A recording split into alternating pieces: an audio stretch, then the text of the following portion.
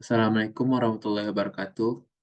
Pada kesempatan kali ini, kelompok kami akan mempresentasikan tentang CSS, yaitu tugas dari pemrograman web, yang dimana anggota kami terdiri dari Tiara Zahra dengan NIM 211051118, Vini Yulispiani dengan NIM 211051128, dan saya sendiri Muhammad Rizky dengan NIM 211051142. Nah, kita akan membahas CSS yang dimana merupakan kepanjangan dari Cascading Style Sheet. Tujuan dari PPT ini yaitu agar mahasiswa dapat memahami apa itu CSS, serta termasuk perkembangan tentang CSS itu sendiri. Mahasiswa dapat memahami bagaimana mengimplementasikan perintah CSS, yaitu version 3, untuk mempercantik halaman web, serta mahasiswa dapat memahami dan mempraktekkan berbagai perintah CSS 3 untuk memanipulasi tampilan dalam halaman web. Kita akan masuk pada pengenalan CSS seperti yang sudah saya sebut. CSS merupakan singkatan dari Cascading Style Sheet yang merupakan standar yang ditetapkan oleh W3C atau World Wide Web Consortium untuk mendefinisikan presentasi visual sebuah halaman, yang dimana ditulis dalam bahasa HTML, XHTML, serta XML. Dengan CSS, kita bisa memisahkan antara struktur dan presentasi visual sebuah halaman web, yang dimana CSS mengatur presentasi visual, sedangkan HTML atau XHTML mengatur strukturnya. CSS dapat dituliskan pada bagian body atau head suatu dokumen, serta bisa dibuat dalam sebuah file eksternal. Perintah-perintah CSS sendiri dibatasi oleh tag, style, dan ditutup dengan /style. Jadi CSS ini bisa kita ibaratkan sebagai kulit atau otot dalam manusia, sedangkan HTML merupakan struktur atau tulang dalam manusia. Nah, keuntungan CSS sendiri membuat file kita menjadi lebih kecil, load file kita menjadi lebih cepat, serta dapat berkolaborasi dengan JavaScript. Pasangan setia CSS sendiri yaitu XHTML. Dan dengan CSS sendiri, kita bisa menghemat pekerjaan, di mana hanya membuat satu halaman CSS dan mudah mengganti tampilan dengan hanya merubah file CSS-nya saja. Bagian dari teknologi HTML5 dan tidak terlalu bergantung pada JavaScript dan plugin.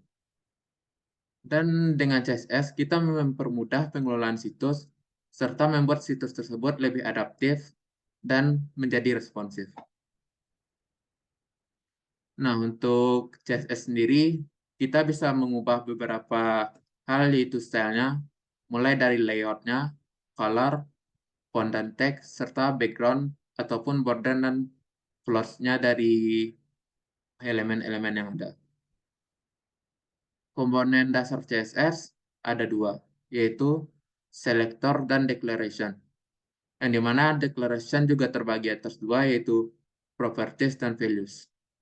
Nah, pada contoh berikut terdapat H1 sebagai selektor, sedangkan untuk properti bisa kita lihat yaitu berupa color ataupun font size yang memiliki value blue dan 12 pixel. Nah, yang property dan value ini merupakan bagian dari declaration. Selanjutnya, kita akan masuk ke bagian selektor pada CSS. Selektor pada CSS terdapat atas 3 macam, yaitu tag, it, dan class. Yang dimana untuk selektor tersendiri terdapat beberapa perbedaan pada penulisan stylenya. Untuk selektor it, dalam penulisannya, untuk selektor kita memakai pagar untuk di awalnya, sedangkan untuk kelas kita memakai titik pada awalnya. Nah, kita akan masuk ke relasi antar selektor, yang dimana terdiri atas 4, yaitu ada turunan atau descendant, anak atau child, serta saudara dekat atau adjacent sibling, serta saudara umum atau general sibling. Nah, untuk turunan sendiri, oh, terdapat pada gambar yaitu ada E dan F, yang dimana selektor F merupakan bagian dari E secara struktural. Sedangkan untuk yang child, ada E besar dari F yang merupakan anak dari E yang merupakan saudara secara hierarki.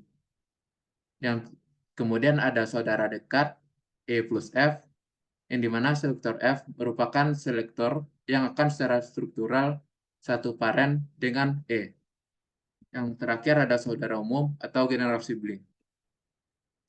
Dalam tulisan tersebut, selektor F adalah satu paren dengan E dan memiliki hubungan secara struktur dengan yang oh, bagian E.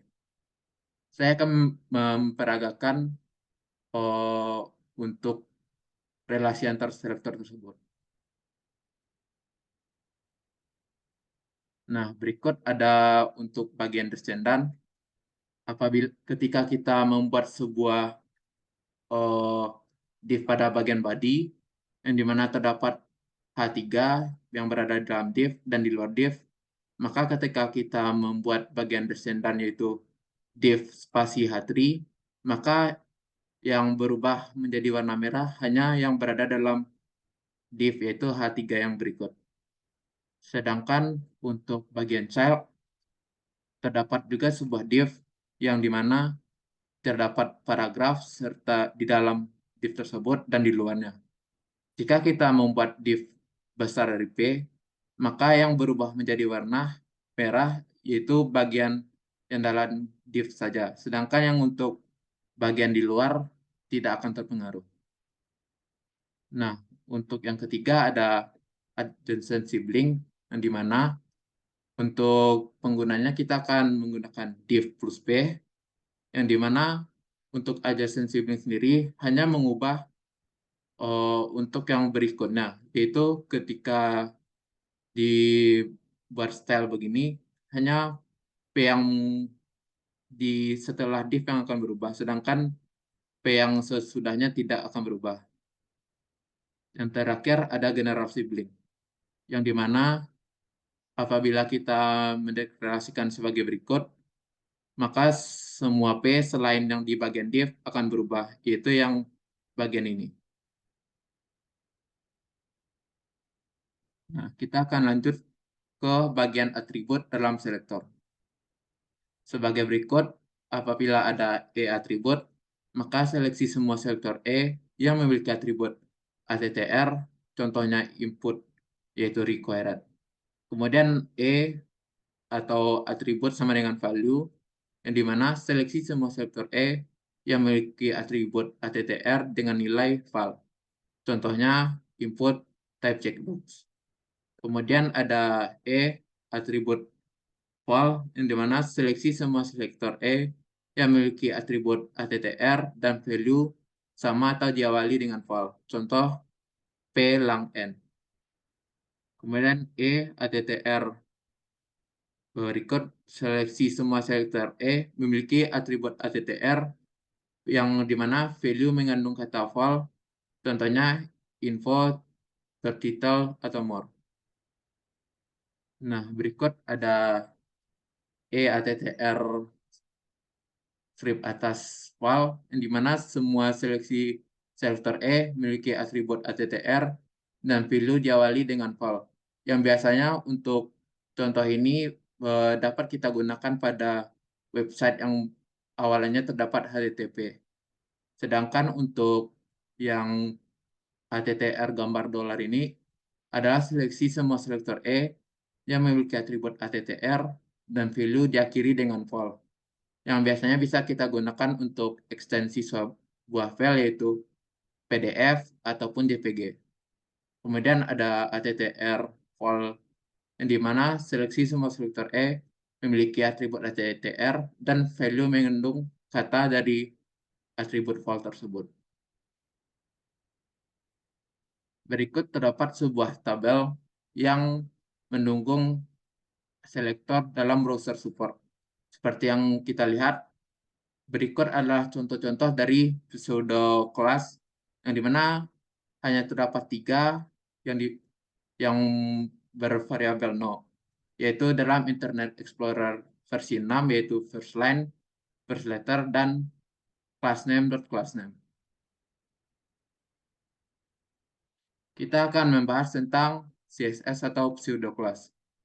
CSS atau pseudoclass sendiri adalah struktur CSS yang digunakan untuk mengakses bagian tertentu dalam HTML yang tidak terlihat atau tidak tertulis di dalam HTML, yang dimana bagian dari HTML yang tidak bisa diakses dengan struktur sederhana lain. Pada bagian ini terdapat beberapa contoh pseudoclass, yaitu link yang digunakan untuk menentukan gaya tautan yang belum dikunjungi, kemudian ada visited yang digunakan untuk menentukan gaya tautan yang telah dikunjungi, ada hover yang digunakan untuk menentukan gaya elemen ketika pointer mouse berada di atasnya, kemudian ada aktif yang digunakan untuk menentukan gaya elemen ketika sedang diklik atau ditekan tombol, kemudian ada fokus digunakan untuk menentukan gaya elemen ketika elemen tersebut mendapatkan fokus. Kemudian ada enable yang digunakan untuk menentukan gaya elemen yang aktif atau dapat digunakan, dan disable untuk gaya elemen yang tidak aktif atau tidak dapat digunakan. Kemudian ada check yang digunakan ketika elemen yang telah dicentang hanya untuk checkbox atau radio button biasanya. Kemudian ada intermediate yang digunakan untuk memilih elemen-elemen form yang sedang atau dalam keadaan tidak pasti. Misalnya kotak centang yang belum dicentang atau tombol radio button yang belum dipilih. Kemudian ada target yang digunakan untuk memilih elemen yang menjadi target dari tautan atau angkor yang ada di dalam halaman. Kemudian ada default yang digunakan untuk memilih elemen-elemen form, biasanya tombol batal pada formulir. Kemudian ada valid digunakan untuk memilih elemen-elemen form yang telah diisi dengan benar. Misalnya input teks yang memenuhi kriteria validasi. Kemudian ada invalid yang merupakan kebalikan dari bagian valid tadi. Kemudian ada inrank yang digunakan untuk memilih elemen form yang memenuhi kriteria tentang misalnya input angka yang berada di antara nilai minimum dan maksimum yang telah ditentukan. Kemudian ada out of rank digunakan untuk memilih elemen form yang diisi dengan nilai di luar rentang. Kemudian ada require, optional, serta read only, dan read write. Nah, berikut ada beberapa hal yang baru di CSS version 3. Kita bisa menggunakan 2D transform yang bisa mengubah bagiannya translasi atau rotasi, serta background dan border, color, values, and unit. Ada juga selektor, web font, serta media query yang bisa kita atur ketika tampilan web itu berubah menjadi Android, mobile, ataupun untuk di atasnya seperti komputer. Kemudian ada namespace, 3D transform, animation, gradient, CSS occlusion, atau biasa kita sebut dengan floats, yang biasanya terdiri atas 2, yaitu floats left dan right. Kemudian ada flexbox, grid layout, multi-column layout, region, SVG filter effect, text shadow, dan transition. Nah, untuk CSS sendiri, kita bisa menambahkannya secara 3 hal, yaitu ada external style sheet, internal, dan inline. Untuk eksternal, kita bisa menambahkannya pada bagian head dengan memasukkan sebuah link berupa file ekstensi dari style tersebut. Dan sedangkan internal, kita bisa masukkan di dalam HTML, yaitu pada bagian head, yang dimana untuk melakukannya kita memerlukan tag style untuk di awalnya. Sedangkan untuk inline sendiri, bisa kita tambahkan pada bagian-bagian tertentu pada bagian body dengan menambahkan style pada tag yang kita inginkan. Seperti berikut. Aturan CSS dibuat dalam file terpisah yang disimpan dengan extension CSS. Biasanya aturan CSS yang dibuat dengan cara ini adalah aturan umum yang berlaku untuk semua dokumen HTML pada sebuah website. yang menggunakan tag style di dalam tag head, dan style definition adalah definisi style yang ingin dibuat. Selector adalah tag yang digunakan web browser, serta property dan value adalah efek dari style yang diinginkan untuk selector. Berikut adalah contoh file CSS yang untuk eksternal pada bagian head, yaitu kita mendefinisikannya dengan link tersebut. Berikut pengimplementasian untuk bagian eksternal CSS. Nah, ini hasil dari CSS yang telah kita buat serta HTML-nya. Yang dimana terdapat dua file, yaitu untuk yang berekstensi CSS dan HTML. Nah, kemudian ada internal style sheet, di mana aturan CSS dijadikan satu dalam dokumen HTML dan hanya berfokus pada file HTML tersebut. Biasanya aturan CSS yang dibuat dengan cara ini adalah aturan khusus yang hanya berlaku untuk satu dokumen HTML saja. Contoh penggunanya sebagai berikut, yang mana kita mendeklarasikan yaitu style tab text CSS. Berikut contoh sederhana dari pengaplikasiannya. Dan ini hasil dari pengaplikasian dari codingan yang tadi. Yang dimana CSS dapat didefinisikan untuk satu halaman secara keseluruhannya, hanya dengan menambahkan suatu definisi style pada bagian head dokumen HTML. Berikut adalah penggunaan inline atau internal dari HTML dan CSS tadi. Nah, kita akan masuk ke inline-nya, yang dimana aturan CSS diletakkan di dalam tag HTML yang membutuhkan saja.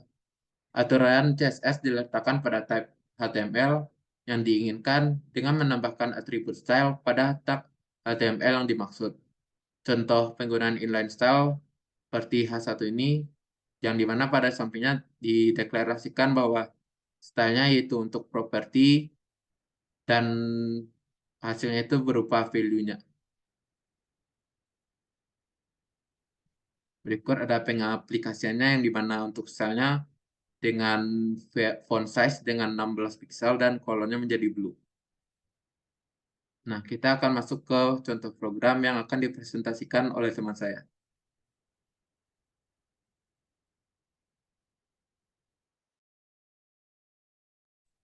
Baik, sekarang masuk ke style dalam tag tunggal. Di sini CSS mendefinisikan tag tunggalnya hanya dengan menambahkan style seperti style sama dengan style definition, kedua style attribute. Eh, Contoh kode programnya seperti di bawah ini, dan berikut contoh tampilannya juga. Di sini ada font, ada kata bold yang dimana warnanya itu berubah menjadi biru dan dicetak tebal. Boleh langsung di next.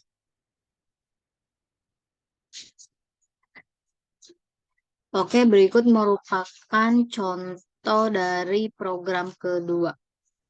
Ini merupakan contohnya. Boleh di next untuk hasilnya. Nah, ini merupakan output dari program di atas. Boleh di next aja. Oke, kita masuk ke dalam struktur style, di mana yang pertama ada selektor, yaitu untuk menentukan pada elemen apa style tersebut diterapkan. Selektor dapat berupa nama ID elemen atau nama kelas. Yang kedua ada deklarasi. Deklarasi menerangkan style yang akan dibuat. Bagian ini terdiri dari properti dan value. Properti dapat diisi dengan jenis warna, ukuran, perataan, margin. Yang ketiga ada value diisi dengan nilai dari propertinya, misalnya red untuk warna dan lain-lain. Yang keempat ada setiap akhir penulisan properti dan value harus diakhiri dengan tanda titik koma atau semikolon. Tanda ini juga digunakan sebagai pemisah antar satu properti dengan properti lain. Apabila Anda lupa memberikan tanda titik koma, maka style tersebut tidak akan dijalankan oleh browser. Contohnya pada di bawah ini. Ada H1 sebagai selector, ada color sebagai property, red sebagai value, dan di sini di dalam eh, kurung kurawal ini yaitu sebagai declaration, dan ada titik koma sebagai semicolon. Boleh di next. Oke, di sini ada selektor HTML yang pertama, yaitu digunakan untuk mendefinisikan style yang berhubungan dengan tag HTML. melakukan redefinisi tag norma HTML. Untuk sintaksnya yaitu selektor HTML dalam kurung properti titik dua nilai. Untuk kodenya bisa dilihat seperti berikut dan tampilannya seperti di oke. Oke, bisa di next saja. Selanjutnya ada selektor kelas di mana digunakan untuk mendefinisikan style yang dapat dipakai tanpa melakukan redefinisi tag HTML. Sintaksnya yaitu ada kelas selektor, properti, dan nilai. Untuk script HTML-nya seperti berikut dan tampilannya seperti berikut di mana ada tulisan yang dicetak tebal dan tulisan yang dicetak miring. Oke, sekarang masuk ke span dan div.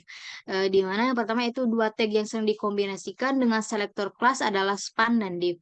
Tag span adalah inline tag dalam HTML. Berarti tidak ada pergantian baris atau line break yang disisipkan sebelum atau setelah penulisannya. Yang ketiga ada tag div di mana eh, adalah block tag dalam HTML. Berarti pergantian baris secara otomatis disisipkan untuk memberikan jarak antara blok yang dibuat dengan teks atau blok lain sebelum dan sesudahnya. Seperti tag P untuk menuliskan kalimat atau table. Tag div sering digunakan untuk implementasi layer karena layer merupakan blok-blok informasi terpisah. Tag div juga merupakan pilihan yang tepat saat membuat layer pada halaman web. Boleh dilanjut?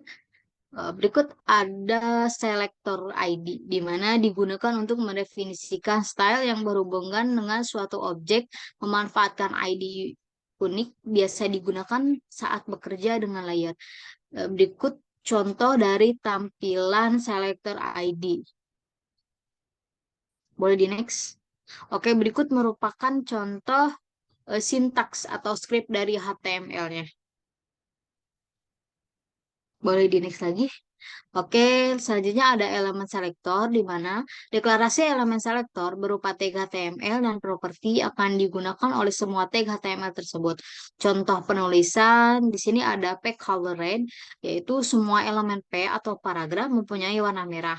Yang kedua ada H2 font size dengan 20 px, yaitu semua elemen H2 atau heading 2 mempunyai ukuran huruf 20 px. Boleh dilanjut? Oke, selanjutnya ada kelas selektor di mana deklarasi kelas selektor diawali dengan tanda titik diikuti dengan nama selektor. Tambahkan atribut kelas, contohnya seperti nama selektor pada tag HTML yang ingin menggunakannya. Yang ketiga, dalam dokumen HTML, kelas selektor dapat digunakan berulang kali. Contoh deklarasinya yaitu titik judul merah dalam kurung, color red, fontnya 12 pt dan eh, style apa oke, stylenya dengan Arial dan dicetak tebal yaitu bold.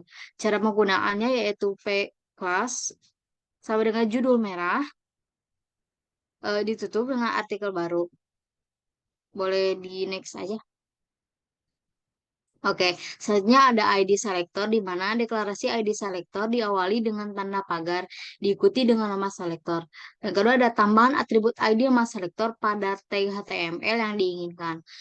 Tag sebuah dokumen HTML, ID selector hanya dapat digunakan satu kali saja. Contoh deklarasinya seperti footer, di mana ada color white, background color dengan warna blue.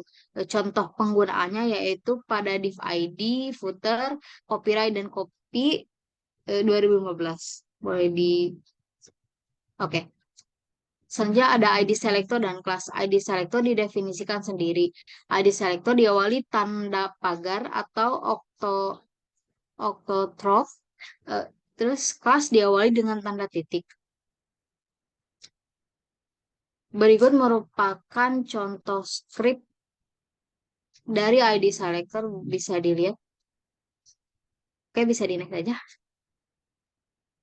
Oke, selanjutnya ada pengelompokan selektor. Untuk beberapa style yang sebagian propertinya memiliki nilai yang sama, misalnya jenis font yang sama, mendefinisikan font tidak perlu dilakukan satu demi satu untuk setiap selektor.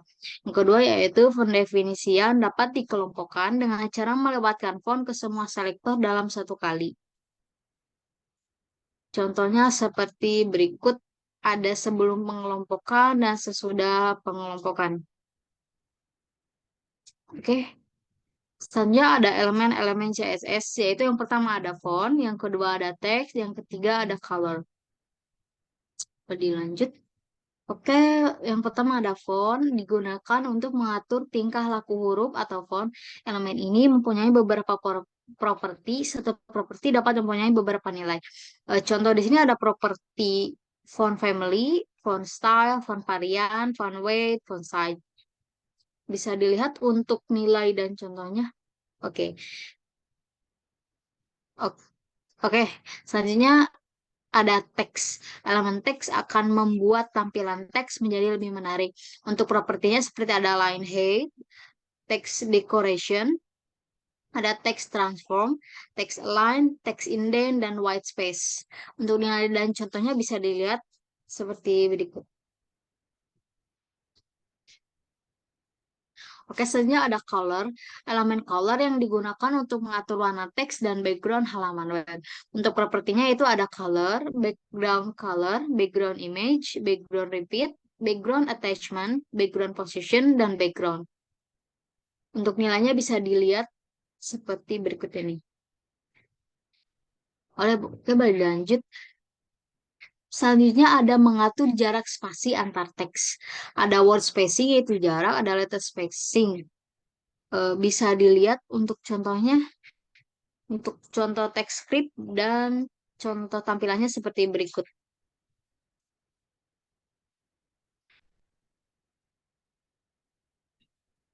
Boleh dilanjut. Udah. Oke. Oke, selanjutnya ada membuat teks indent, di mana pada bagian awal paragraf biasanya terdapat teks indent atau teks yang agak menjorok ke dalam paragraf dalam jarak tertentu. Awal paragraf dibuat teks ini berjarak 40 pixel. Untuk contoh skripnya dan contoh tampilannya itu seperti berikut ini. Oke, boleh di next aja. Selanjutnya ada perataan teks atau text alignment, di mana perataan teks dengan menggunakan properti text align, eh, titik dua jenis. Terus ada value jenis dapat digantikan dengan left, center right, dan justify. Di sini ada contoh di mana P1-nya yaitu center, di mana tulisannya akan berada di tengah. Untuk P2-nya justify, di mana tulisannya akan menjadi rata tengah. Dan untuk teks align right, di mana tulisannya akan berada di sisi kanan. Boleh di next. Oke, selanjutnya ada mengubah teks case. Untuk tampilan dan skripnya bisa dilihat seperti berikut. Di mana ada teks, oke, di mana di sini ada uppercase, ada lowercase, dan kapitalis. Boleh di next. Oke, selanjutnya ada membuat drop cap. Eh, untuk kodenya bisa dilihat di layar ini dan untuk tampilannya juga. Terus kode style di atas hanya akan berlaku untuk huruf pertama dari paragraf yang memiliki kelas styleku. Dalam hal ini adalah huruf B. Sedangkan properti float digunakan untuk mengatur posisi huruf B tersebut. Apakah di sebelah kiri atau sebelah kanan sehingga value-nya adalah left. Untuk contoh tampilnya seperti di atas. Boleh di next. Oke, selanjutnya ada grup selector. Jika terdapat selektor dengan aturan yang sama, dapat dibuat deklarasinya sekaligus. Tuliskan beberapa selektor sekaligus dengan tanda koma sebagai pemisah. Sebagai contoh, jika elemen H1, H2, H3, H4, H5, H6 memiliki aturan huruf warna merah, maka penulisannya sebagai berikut. Bisa dilihat ya. Untuk seperti itu. Oke, selanjutnya akan dilanjutkan oleh rekan saya yaitu Tiara Jahri. Baik, terima kasih Tini. Ini merupakan contoh script dari grup selektor. Bisa kita lihat pada baris ke-9, grup selektor ini digunakan di mana H1, P dengan warna biru. Boleh langsung ke tampilannya aja. Nah, ini adalah hasil tampilannya. Oke, boleh di next. Nah, pada CSS ini ada beberapa properti. Antara lain, yang pertama itu background yang digunakan untuk mengatur background sebuah elemen. Yang kedua, text properties yang digunakan untuk mengatur teks. Font properties digunakan untuk mengatur font. List properties digunakan untuk mengatur list. Serta link properties yang digunakan untuk mengatur link. Yang pertama, saya akan menjelaskan mengenai background properties, di mana pada background properties ini ada beberapa properti yang bisa digunakan, seperti background yang digunakan untuk mengatur semua background dalam satu deklarasi saja. Pada background ini ada beberapa properti lain, seperti background attachment yang digunakan untuk penempatan background, entah itu fix ataupun scroll, background color yang digunakan untuk menentukan warna background, background image yang digunakan untuk menentukan gambar sebagai background, background repeat yang digunakan untuk menentukan metode perulangan background gambar, background position untuk menentukan posisi background yang berupa gambar. Untuk value-nya bisa kita lihat pada slide yang sudah ditampilkan. Oke, next. Selanjutnya, CSS Text Properties. Text Properties ini terdiri dari beberapa properti. Yang pertama ada color untuk menentukan warna teks, letter spacing untuk mengatur jarak antar spasi huruf, text align yang digunakan untuk mengatur perataan teks dalam sebuah elemen, text decoration yang digunakan untuk mengatur dekorasi ke dalam teks, text indent digunakan untuk mengatur indent pada baris pertama, text transport digunakan untuk mengatur bentuk huruf, word spacing digunakan untuk mengatur jarak spasi antar kata, text shadow digunakan untuk mengatur bayangan pada teks, serta line height yang digunakan untuk mengatur jarak spasi antar baris. Selanjutnya, CSS from property yang terdiri dari beberapa properti. Yang pertama itu font, yang digunakan untuk mengatur semua properti untuk font dalam sebuah deklarasi. Pada font ini ada beberapa value. Yang pertama itu font family yang digunakan untuk menentukan jenis huruf, font weight yang digunakan untuk menentukan ketebalan huruf, font size yang digunakan untuk menentukan ukuran huruf, serta font style yang digunakan untuk menentukan style huruf. Selanjutnya, CSS list properties. Ada beberapa properti yang bisa digunakan. Yang pertama ada list style yang digunakan untuk mengatur semua list pada properti secara sekaligus. Pada list style ini ada beberapa value. Yang pertama ada list style image yang digunakan untuk menetapkan image sebagai penanda list. Ada list style position yang digunakan untuk menentukan tempat penanda list item, serta list style type yang digunakan untuk menentukan tipe penanda pada list item yang akan digunakan. Selanjutnya ada link properties. Properti yang digunakan antara lain yang pertama ada a-link, di mana kondisi linknya normal belum dikunjungi, a-visit itu kondisi linknya sudah pernah dikunjungi, a-hover ketika kursor melewati link, a-aktif ketika link sedang diklik. Berikut merupakan contoh pengaturan font dengan CSS. Boleh di next saja. Selanjutnya kita masuk ke CSS box model. Adapun konsep dasar dari CSS ini adalah box model, di mana pada box model ini terdiri dari setiap elemen dalam dokumen menghasilkan kotak atau box yang mempunyai properti seperti width, height, padding, border, dan margin.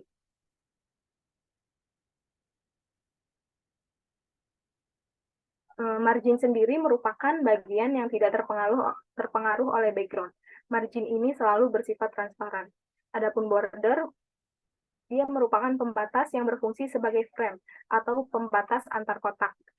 Padding ini merupakan elemen yang sangat terpengaruh oleh background. Biasa digunakan untuk menata letak suatu konten. Serta yang terakhir ada konten yang merupakan bagian inti atau isi dari web di mana gambar dan data ditampilkan. Selanjutnya, CSS box model. Pada CSS box model ini ada beberapa properti seperti width yang digunakan untuk menentukan lebar area konten, height yang digunakan untuk menentukan tinggi area konten, max width yang digunakan untuk menentukan lebar maksimum area konten, max height yang digunakan untuk menentukan tinggi maksimum area konten, min width yang digunakan untuk menentukan lebar minimum area konten, min height yang digunakan untuk menentukan tinggi minimum area konten, serta overflow yang digunakan untuk menentukan apa yang harus dilakukan terhadap konten jika ukuran lebih besar dibandingkan ukuran box. Selanjutnya, pada CSS border properties terdiri dari beberapa properti. Yang pertama ada border yang digunakan untuk menentukan properti border, baik itu atas, kiri, kanan, bawah pada satu deklarasi. Border color untuk menentukan warna keempat border. Border style digunakan untuk menentukan style dari keempat border sekaligus. Border width digunakan untuk menentukan ukuran dari keempat border sekaligus. Border radius menentukan ukuran lengkungan border. Border position menentukan properti border pada bagian position. Nah, bagian position ini bisa kita ganti dengan left, right, atau left, right, top, atau bottom. Selanjutnya ada border position color menentukan warna border pada bagian position. Border position style menentukan style border pada bagian position. Border position width menentukan lebar border bagian position. Next. Selanjutnya CSS padding properties. Pada padding properties ini digunakan untuk menentukan 4 padding sebuah elemen, baik itu atas, kanan, bawah, kiri sekaligus. Serta ada padding position yang digunakan untuk menentukan padding bagian position sebuah elemen. Bisa berisi left, right, top, atau bottom. Selanjutnya ada margin properties yang digunakan untuk mengatur margin property untuk komposisi, baik itu atas, kanan, kiri, bawah sekaligus. Boleh di next aja.